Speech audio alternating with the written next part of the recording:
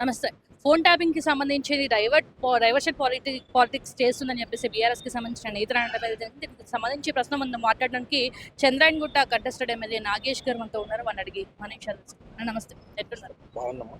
So ఏమంటున్నారు? Phone ట్యాపింగ్‌కి సంబంధించి బీఆర్ఎస్‌కి సంబంధించిన నేతలు చాలా గట్టిగా మాట్లాడుతున్నారు. ఇదంతా డైవర్షన్ చేస్తున్నారు పబ్లిక్‌ని అని చెప్పేసి మీరు ఎట్లా చూస్తారు? ఇది దొంగలే దొంగ అన్నట్టుంది.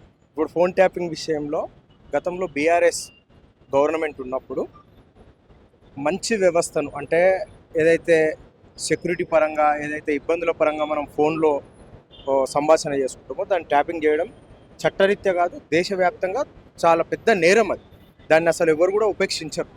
ఎందుకంటే ఆ రోజున్న బీఆర్ఎస్ గవర్నమెంట్ ఈరోజు నిన్న అన్నీ ఏదో చిలక పలుకులు పలుకుంటా ఇలా ఫోన్ ట్యాపింగ్ అన్నది కనుక్కున్నది మీరు. ఎందుకు చేయాల్సి వచ్చింది ఒకసారి ఆత్మ పరిశీలన చేసుకొని మీరు ఈరోజు మాట్లాడితే బాగుంటుంది. హరీష్ రావు గారు నిన్న ఏదో కేటీఆర్ గారు, హరీష్ రావు గారు గౌరవ ముఖ్యమంత్రి వర్యులని, అదేవిధంగా మా గవర్నమెంట్ విచ్చలవిలిగా మాట్లాడుతూ ఉన్నారు. వాళ్ళకు మేము ఒకటే సూచన చేస్తాం. కాంగ్రెస్ పార్టీ క్యాడర్ 10 సంవత్సరాలు కష్టపడి మేము ఈరోజు ప్రభుత్వాన్ని తెచ్చుకున్నాం.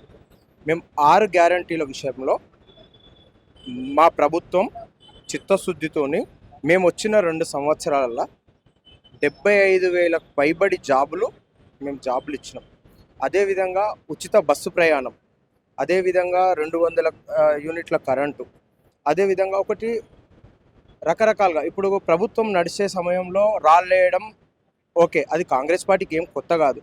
మీరు ఇంకెన్ని రాళ్ళని తూర్చుకొని పోవడానికి మా ప్రభుత్వం ధీటుగా మేమందరం ఒక సైనికునిలాగా మా గౌరవ ముఖ్యమంత్రి వర్యులు ప్రమాణ స్వీకారం చేసిన మరుక్షణం నుంచి సొంత ఇంటి నుంచి పరిపాలన కొనసాగిస్తూ ఏ ప్రభుత్వందైనా ఏ ప్రజల్లో ఒక వ్యక్తికి ఏ ఇబ్బంది వచ్చినా ఈరోజు ఒక సీఎంగా ఎక్కడన్నా వ్యవహరిస్తుండ్రా, ఒక మీడియా మిత్రులుగా మీరు కూడా మా ప్రభుత్వం దృష్టికి తీసుకురావచ్చు.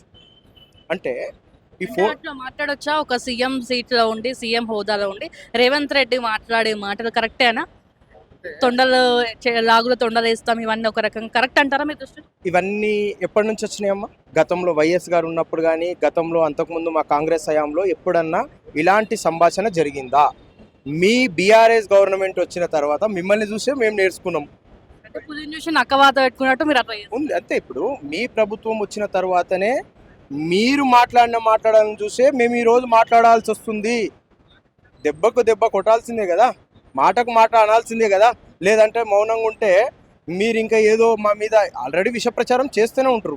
మేము ఒకవేళ ఇలా మాట్లాడకపోతే మాత్రం మీరు బరి తెగించి బట్టలు కూడా తీసి బజార్లో కూర్చొని మీరు మాట్లాడవలసిన మాటలు మీ దగ్గర ఉన్నాయి. కానీ ఈరోజు మేము అప్పుడు గతంలో మేము మంచి చేసినాము, సక్రమంగా తీర్చిదిద్దినాం, మీ హామీలన్నీ బయట పెడితే మేము చెప్పుకుంటూ వస్తాం. ఒక్కొక్కటి టిక్ చేద్దాం. మేము వచ్చిన 2 సంవత్సరాలలో మేము ఎన్ని హామీలు చేసినాము, మీరు వచ్చిన తర్వాత మీరు ఎన్ని హామీలు చేసిండ్రు అనేది సవాల్ రావాలి.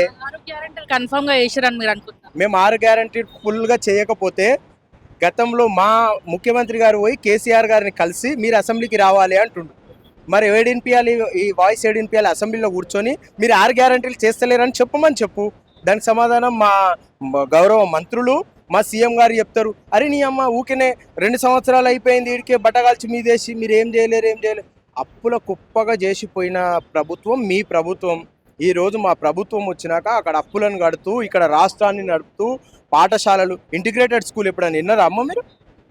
ఈ తెలంగాణలో ఇంటిగ్రేటెడ్ స్కూల్స్ తీసుకొచ్చిన ఘనత కాంగ్రెస్ ప్రభుత్వాన్ని, గౌరవ ముఖ్యమంత్రి వర్యులది. అదేవిధంగా ఉచిత బస్సు మాకెంత ప్రాబ్లం అయినా కానీ కూడా, ఈరోజు గవర్నమెంట్ ఎంత ఇబ్బందులలో ఉన్నా కానీ కూడా ఇలా ఉచిత బస్సు మేము ఎక్కడన్నా వెనకకు తీసుకుంటున్నామా? అదేవిధంగా ఉపేక్షించేది లేదు. మేము ఇంకా కొత్త బస్సులు కొంటున్నాము. మా గౌరవ మినిస్టర్ గారు పొన్నం ప్రభాకర్ గారి ఆధ్వర్యంలో, మా సీఎం గారి ఆధ్వర్యంలో మేము కొత్త బస్సులు గ్రీన్ సిటీగా మార్చడానికి ఉన్న డీజిల్ బండ్లు అన్నీ తీసేసేసి మేము కొత్త బస్సులు ఈవీ వెహికల్స్ అన్నీ కూడా 1500 బస్సులు కేంద్రానికి మేము పెట్టుకుంటే దాదాపు ఆల్రెడీ మాకు 1000 బస్సుల దాకా మాకు శాంక్షన్ అయి ఉన్నాయి. అవి కూడా వస్తాయి. మీరు ఏం టెన్షన్ పడొద్దు. మేము ఇంకా 10-15 సంవత్సరాలు గవర్నమెంట్లో ఉంటాం. చేసినవి అన్నీ కూడా ఇంకా 10-15 సంవత్సరాలు వాళ్ళు అనుకుంటారు. నెక్స్ట్ మేమే అనుకోను, కానీ సరే ఎవరి కళలు వాళ్ళకు ఉంటాయి. మేము గతంలో 15 సంవత్సరాలు సైనికునిగా పనిచేసినాం. ఆ కళలలో మేము కూడా ఉండే మాకు ప్రభుత్వం వస్తుందేమో, మీరు కూడా ఉండొచ్చు, మీ దగ్గర డబ్బులు ఉన్నాయి. ఇంకా మా దగ్గర డబ్బులు లేనప్పుడే మేము అనుకున్నాం.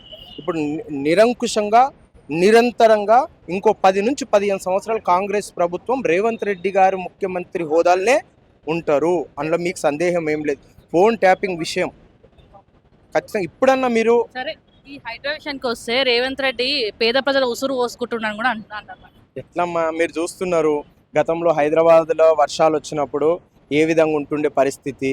మీరు ఒకవేళ ఇప్పుడు రాబోయే కాలంలో వర్షాలు పడ్డప్పుడు మీరు మనం అందరం కలిసి హైదరాబాద్ పట్టణంలో తిరగవలసిన అవసరం ఉంది. రేపు రాబోయే జిహెచ్ఎంసీ ఎన్నికలలో కూడా హైదరాబాద్ని ముఖ చిత్రం మారుస్తాం.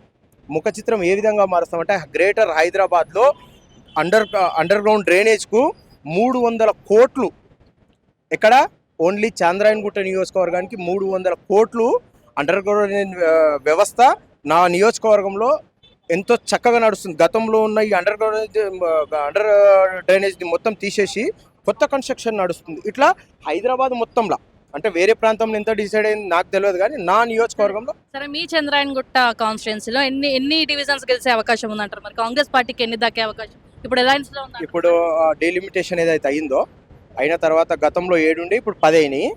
దీని ముఖ చిత్రం ఒకసారి వచ్చిన తర్వాత మేము అనాలిసిస్ చేసుకొని ఎన్ని గెలుస్తాయి అనేది మేము చెప్తాం. ఖచ్చితంగా కాంగ్రెస్ పార్టీ జెండా ఈసారి ఖచ్చితంగా మా నియోజకవర్గంలో కూడా ఎగిరేసి మేము సీఎం గారికి గిఫ్ట్ ఇస్తాం. మరి బరబ్బర్ ఒప్పుకుంటాడు. అంటే ఆయనకు మేము కూడా 2 కళ్ళలా ఉండొచ్చు, సరే మేము కాదనం.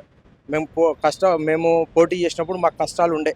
ఈరోజు వాళ్ళు సరే మా సీఎం గారికి సంబంధం, అది ఆ విషయం మా సీఎం గారికి సంబంధం. మేము కూడా సీఎం గారి దగ్గరికి వెళ్తాం. మూకుమ్మడిగా హైదరాబాద్ ప్రాంతంలో ఉన్న కంటెస్ట్ చేసిన వాళ్ళు అందరం వెళ్ళి మేము కూడా గెలుచుకోవడానికి మాకు ఇవి మీరు మిత్రపక్షంలో పోతారా ఎట్లా పోతారో చేసి మాకు కూడా అక్కడ మేము మా వాయిస్ కూడా వినిపించడానికి మా కార్పొరేటర్ని కూడా గెలిపిమని చెప్పి మా సీఎం గారికి మేము కూడా వినతి పత్రం ఇస్తున్నాం. ఎన్ని సీట్లు వచ్చే అవకాశం ఉంది? ఇప్పుడు దాదాపు 300 డివిజన్లలో ఎన్ని వచ్చే అవకాశం? హైదరాబాద్కు నాకు తెలిసి గతంలో 40-45 చిల్లర ఉండే. ఇప్పుడు 40-45 కాస్త నాకు తెలిసి 55-60 అయి ఉంటాయి. అలా కనీసం మేము ఓ 15 నుంచి 20 సీట్లు మాత్రం సీఎం గారికి మేము అడుగుతాం. ఎందుకంటే హైదరాబాద్లో కూడా కాంగ్రెస్ పార్టీ కొద్దిగా వీక్ ఉంది కదన్న, చేయడానికి మాకు ఆస్కారం లే. అంటే ఒప్పుకోవట్లేదు, అంటే అక్కడ క్యాడర్ని బట్టి అక్కడ మేము వీక్గా ఉంటాం కదా, ఇవి గెలిచినాయి అనుకో మాకు కూడా కొద్దిగా బూస్టింగ్ ఉన్నట్టు ఉంటుంది అని చెప్పేసి అడగడానికి మాత్రం మేము ఎక్కడ కూడా వీక్ ఉన్నాము. ఇగో అన్న బాదుర్పురం నుంచి కంటెస్ట్ చేసింది, దాదాపు 15,000 ఓట్ల మేము చేసినాం. 15,000 ఓట్ల చిల్లర వచ్చినాయి. అక్బర్ మీద పోటీ చేసి బాదుర్పురంలో అక్కడ ఏం లేనప్పుడే మేము 15,000 తెచ్చినాం. ఇప్పుడు గవర్నమెంట్లో ఉన్నాం కాబట్టి మేము గెలిస్తే ఇంకా ప్రజలకు మన 6 గ్యారెంటీల గురించి కానీ డెవలప్మెంట్ గురించి కానీ ఇంకా చేయడానికి ఆస్కారం ఉంటుందని చెప్పేసి కూడా మీ ద్వారా నేను సూచన చేస్తాను. అంటే మనం ఏదైతే ప్రగతి భవన్ని ప్రజాభవన్గా మార్చి కంచెలు బద్దలు కొట్టినాక ఎక్కడెక్కడి నుంచో వచ్చి ప్రజాభవన్ ముంగత వండుకున్నారు అర్జీలు ఇవ్వడానికి. ఆ అర్జీలు అన్నీ ఎక్కడ పోయినాయని కూడా ప్రజలు అడుగుతున్నారు. మరి ఏడ్చుకుంటా ఈ ఎమ్మెల్యే అది కబ్జా చేసిండు, ఆ ఎమ్మెల్యే ఇది కబ్జా చేసిండు అని చెప్పి ఎంతమంది అర్జీలు పట్టుకొని వచ్చారు, దాన్ని ఊస లేకుండా పోయిందని కూడా ఎందుకమ్మా. ఇప్పుడు మేము ఆల్రెడీ ప్రజావాణి ఏదైతే పెడుతున్నామో ప్రతి జిహెచ్ఎంసీ ఆఫీసులో నడుస్తుంది, ప్రతి వార్డులో నడుస్తుంది, ప్రతి గ్రామంలో నడుస్తుంది, ప్రతి జిల్లాలో నడుస్తుంది. మా దృష్టికి అయితే అట్లా ఏముండదు. ఎవరు చేస్తారు ఇదంతా అంటే బీజేపీ వాళ్ళు, బీఆర్ఎస్ వాళ్ళు బట్టగాల్చి మీదేయడానికి వాళ్ళు ఒక పని. మా ఎమ్మెల్యేలు ఎక్కడ కూడా సరే రూమర్స్ అనేటివి ఖచ్చితంగా ఉంటాయమ్మా. రూమర్స్ లేనిది రాజకీయం అనేది ఉండదు. ఎంత నికాస్గా నువ్వు ఉండాలనుకున్నా నీ అనుకున్న వాళ్ళు నేను నికాస్గా ఉండనియరు. ఇది గవర్నమెంట్లో సర్వసాధారణం. కానీ అట్లా ఎవరికైనా ప్రజలకు ఏమైనా జరిగి ఉంటే మా చిన్నారెడ్డి గారు ప్లానింగ్ కమిషన్ మెంబర్గా వైస్ చైర్మన్గా అక్కడ ఉన్నారు. వారు పోయి వినతి పత్రం ఇస్తే ఇమ్మీడియట్లీ కలెక్టర్తో మాట్లాడి ఆ ప్రాబ్లం సాల్వ్ కావడానికి దానికి చైర్మన్గా సీఎం గారే ఉన్నారు, గౌరవ సీఎం గారు. వైస్ చైర్మన్గా ప్లానింగ్ నేనే. నా నియోజకవర్గంలో ఒక చిన్న ఇష్యూ భువనగిరిలో జరిగింది. వాళ్ళు నిన్న నాతో పాటు ఆ అబ్బాయి ఉంటే వాళ్ళకు ఫోన్ చేసి సార్ ఏం జరిగింది అనేసి మేము ఇచ్చిన వారం రోజుల లోపే వాళ్ళు నిన్న కలెక్టర్ ఆఫీస్ నుంచి మాకు ఫోన్ రావడం కూడా, నా పక్కనే ఉన్నాడు అబ్బాయి, అన్న ఫోన్ వచ్చిందన్న మాట్లాడని చెప్పడం జరిగింది. ఇంత గతంలో ఇట్లా చెప్పుకోవడానికి కూడా ఆస్కారం లేకుండా మరి అప్పుడేం మాట్లాడినాం మనము? ఇట్లుండేనా గతంలో? ఇట్లా కనీసం ఆ కంచె తొలగించక ముందు ఆ కంచె లోపల పోవాలన్నా కూడా పోయే పరిస్థితి లేదు. ఇప్పుడన్నా కనీసం పోయి చెప్పుకుంటే కలెక్టర్ గారి ద్వారానన్నా ఫోన్ వస్తుంది, వాళ్ళకి ఏదన్నా న్యాయం జరుగుతుంది. కాబట్టి ఎక్కడ కూడా ప్రజలందరికీ కూడా విజ్ఞప్తి ఏంటంటే రాబోయే మున్సిపల్ ఎలక్షన్లు కానీ జిహెచ్ఎంసీ ఎలక్షన్స్ కానీ నికాసుగా కాంగ్రెస్ పార్టీ 60 to 70% అన్ని నియోజకవర్గాలలో మేము గెలుస్తున్నాము. అందులో ఏం విభేదాలు లేవు. మేము ఖచ్చితంగా కాంగ్రెస్ పార్టీ జెండా మళ్ళీ అదేవిధంగా రాబోయే ఎలక్షన్లలో కూడా కాంగ్రెస్ పార్టీ ఖచ్చితంగా జెండా ఎగరేస్తుంది. జిహెచ్ఎంసీలో 300ల అన్ని డివిజన్లలో కూడా గెలవడానికి గట్టి ప్రయత్నం చేస్తాం మేము.